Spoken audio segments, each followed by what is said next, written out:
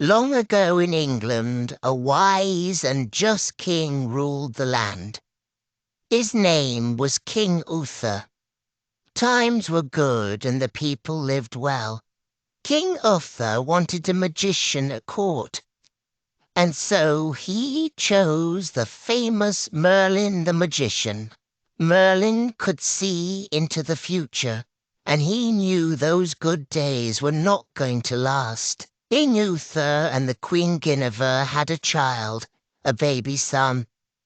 At a castle party for the royal birth, Merlin the magician took the king aside. He said, "Sire, there is something you must know. Soon a great darkness will fall over this land. Your child is in great danger. Let me take the baby far away. I will be sure he stays safe." "Merlin," said the king in surprise, "you are a great magician, and you are my friend. But there is no way we would let anyone take our child away." Sadly, soon after the child's birth, the queen died. Not long after, King Uther was killed in battle. That very night, Merlin swept into the castle and took the child. The next morning, the royal nurse went into the nursery. Alas, an empty crib. In fear, the nurse, the nobles, and servants looked everywhere. But the baby was gone. For years there was no king to sit on the throne, no king to set the laws. Men of high rank fought each other to be king. Darkness fell over the land. Robbers and bands of wild men ruled the streets of London. Evil men broke into houses and took what they wanted. Travellers on the roads were jumped and robbed. The people of England lived in fear. Yet far away there was a quiet place. A good knight, Sister, lived in peace with his two sons. His first son was named Kay. His younger son, Arthur, had been adopted as a baby. Years before, a stranger had come to Sister Ector with a baby. He asked if Sister Ector would raise the child. The old knight took the baby in his arms, glad for a second child. He named the baby Arthur and raised the child as his own. When Arthur was 10 years old, the same stranger returned to Sir Ector's home.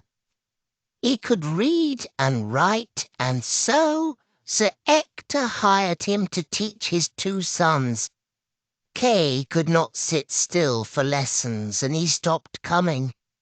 But Arthur listened with wide eyes. He learned everything. I'll bet you have guessed by now who that stranger was, none other than Merlin the magician. At the end of each day, when Arthur finished his chores, that was time for the lessons. Merlin would sit with Arthur for hours and teach him about the world. Arthur was a thin lad, not strong like his big brother Kay. Merlin said not to worry about that. He said what mattered most was to have a heart that was big and strong. Merlin saw how the birds, foxes, and deer followed Arthur. He could see that the boy had a very big and strong heart. By the time Arthur was 16, his brother Kay had become a knight. He was now called Sister Kay. Arthur loved nothing more than to serve his brother as a squire. He kept great care of his brother's tunic and helmet, his spears and lances. One day at lesson time, Merlin looked away. He stood up. "What is it?" said Arthur. "Arthur." "The people need hope," said Merlin. "Arthur, there is something I must do." I must go now." That night, when the night time was at its most dark, Merlin the magician came to London's Market Square. He stood in the middle of the square. He held both his arms high and pointed his wand to the stars. The next morning at dawn, people started to arrive at the market. There in front of them was something most odd. A block of white marble stood in the middle of the town square. Resting on the block was a giant stone the size of a very large rock. At the very top of the stone there was a golden sword handle and a few inches of the blade, shining in the sun. Yet this was most odd. The rest of the blade was buried deep into the stone. None of this was there the day before. What's more, these words could be seen on the top of the blade. As soon as the crowd knew about the message, men jumped up to that white marble block. One after another, they gave the sword a yank. Each tried and tried, but the sword stuck fast. It would not move. One said in gloom, "There is no man alive who could pull out that sword." "We'll see about that," said a voice in the crowd. The Duke of Cornwall, dressed in silks and ribbons, stepped up to the white marble block. "Hear ye, hear! Yeah," he said. "I call for a tournament to be held 1 month from today. Knights from anywhere and everywhere in England are invited to come. There will be contests and prizes, and a grand feast for all." The Duke said to his wife, "The Duchess, if I know men, this tournament will draw the strongest, finest knights in all of England, Duchess." "Good idea, my dear. All we need is one knight who is so strong he can pull that sword from the stone. Then we will have a king again at last." The people danced and cheered. At last there was something to feel happy about. News of the tournament travelled fast. From castle to village to every far corner of the land. At last word got to the faraway home of Sister Hector. Sister Kay heard the news when he was polishing his helmet. "Arthur!" he called out. Arthur was once again by the woods, feeding birds from his hand. He set down a pile of seeds for the birds and a pile for the squirrels. Then he ran fast to see his brother. "There you are," said Kay. "There will be a tournament in London. We must set out at once." What great news!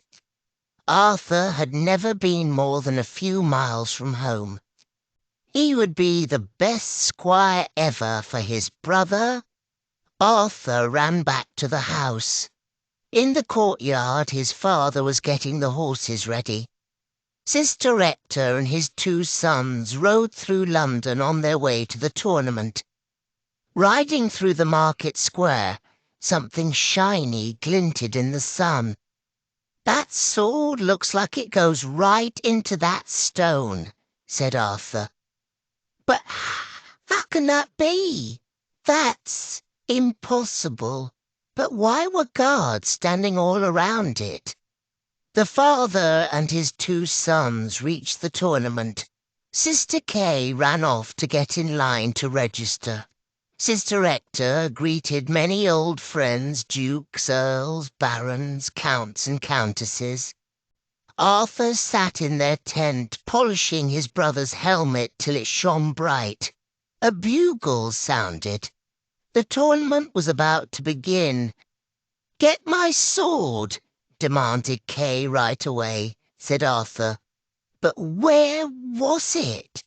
Arthur looked around in panic.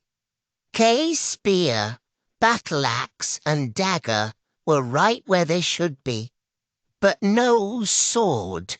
"Kay," he said, "how about a battle-axe?" "Where is my sword?" "I'll have it in a moment," said Arthur. "Ah!" "Be quick about it," said Kay. Arthur ran back into the tent. Maybe he had left Kay's sword there. He searched through the bag of armor and weapons. How could he let such a thing happen? Then he had an idea. Very fast, Arthur rode back to the market square. The guards were not there anymore. They must have all gone to the tournament. Arthur stepped up on the marble block. Let's see if that sword can get unstuck. He took hold of the handle of the sword. He moved the sword a bit. "Hey!" he said, "Ed. It's looser than I thought." With one big tug, the sword slid out. Arthur was thrown back, but the sword was safe in his hands. "I will be sure to bring it right back." He raced to where his brother was waiting. "Here it is," he said, handing the sword to his brother. Kay took one look. "Oh!" he said in surprise. "What is it?" said Arthur. But his brother was gone. Soon after, he heard his brother's voice outside the tent. "Father, I have something to show you." Kay and his father stepped inside the tent. "Look," said Kay. He pointed to the sword. Sister Hector stared. His face turned white. "Kay," said the father, facing his older son, "where'd you get this sword?" "It is mine," said Kay, holding it close to him. "I have it now." "Kay," said the father again in a stern voice, "I will ask you one more time. Where did you get this sword?" The young knight's head dropped down. "From Arthur," he said. "He lost my sword. Somehow he got this one." "Arthur," the father turned to his younger son. "How is it that you came by this sword?" Sorry," said Arthur. "Father, I will put it back right away. I only meant to borrow it when I pulled it from the stone. You must take us to where you found this sword. At once." The three of them rushed over to the market square. Arthur climbed up onto the marble block. "It came from here," he said. He lifted the sword over his head. Then he dropped the blade back into the stone. "Now it's back." "Hey!" said Sir Kay. "I still need a sword." He jumped up onto the marble block. Grabbing the hilt of the sword, he pulled and pulled. But it did not move. Kay shouted to Arthur. "What did you do to it?" "Nothing," said the lad. "You must have done something," yelled Sister Kay. "Hush, both of you," said the father. "It is better if no one sees or hears us." But it was too late. A crowd had already started to form. "Hey, did you pull that sword out of the stone?" called one. "Yes," said Arthur. "I did." "Do again," called another from the crowd. "Yes, let's see it." Arthur put his hands around the golden handle. With one tug, the blade slid out. "Who are you?" called another voice. "What's your name?" "Arthur," said the lad. Wait a minute. Put that sword back. A tall knight pushed forward from the crowd. Anyone can pull it out once it's been pulled. Go ahead. Put it back, son, said a voice. It was the Duke of Cornwall, the one who had called for the tournament. All right, said Arthur. He slipped the blade back into the stone with ease. Let me at that now, said the tall knight. He jumped up and grabbed the handle of the sword.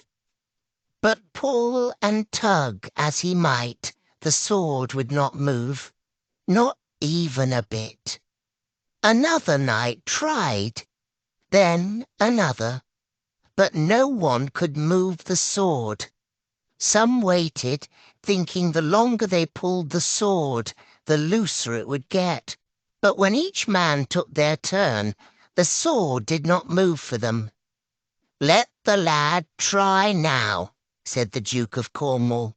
Arthur, go ahead. Arthur stepped up to the stone again. In one motion he freed the sword. This time he held it high above his head. The blade flashed in the sun. Amazed, the crowd did not know what to think. One called out at last, "He must be our new king." "We have a king," called another. At last. "Stop!" shouted the tall knight. "Do you really think this skinny boy should rule over all of us?" "Yes," said a voice. All eyes turned around. It was Merlin the magician. I know this boy. I know his heart. There is no one in England who has a heart that is bigger and stronger than his. The sword has told us this young man is to be the next king of England. And there is something else. The lad, said Merlin, pointing to Arthur, is the true child of King Uther. He is the missing baby. Cheers began to ring out. "Hail, King Arthur!" called someone from the crowd. Sister Ector fell to his knees. Then Sister Kay. One person after another fell to their knees too. All cheered. At last, a king had been chosen. A fresh young king and a new day for England.